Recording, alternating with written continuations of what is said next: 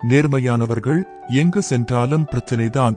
ஏனென்றால் அவர்களுக்கு நடிக்கவும் தெரியாது, நடிப்பவர்களை ஏற்றுக்கொள்ளவும் முடியாது.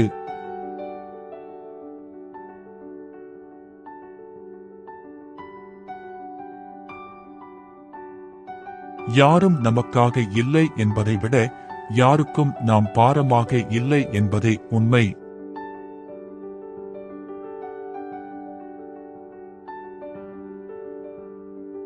நமக்கு கிடைக்கப்படும் பதில் நல்ல முறையில் இருக்க வேண்டும் என்றால் நம்மால் கேட்கப்படும் கேள்வியும் நல்ல முறையில் இருக்க வேண்டும்.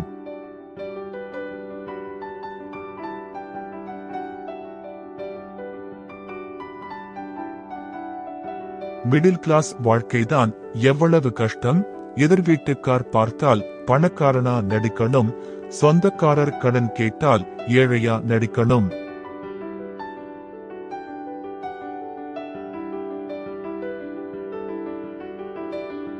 வாழ்க்கை ஒரு வெளிப்படையான ரகசியம்.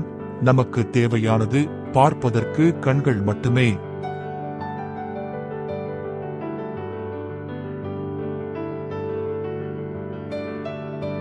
தவறு செய்பவர்களை கடவுள் தண்டிப்பதாக இருந்தால் கோவில் பக்கம் மனித நடமாட்டமே இருக்காது.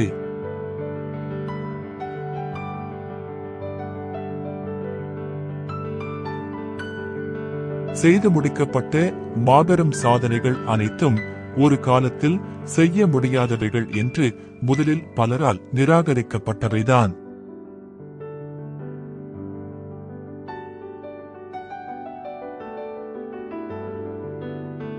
இரும்பு எடுத்தால் வேல் செய்வோம், மரம் எடுத்தால் தேர் செய்வோம், செம்பு எடுத்தால் கலசம் செய்வோம், தங்கம் எடுத்தால் தாலி செய்வோம், கல் எடுத்தால் அந்த கடவுளை செய்வோம். இதுதான் அர்த்தமுள்ள இந்து மதம்.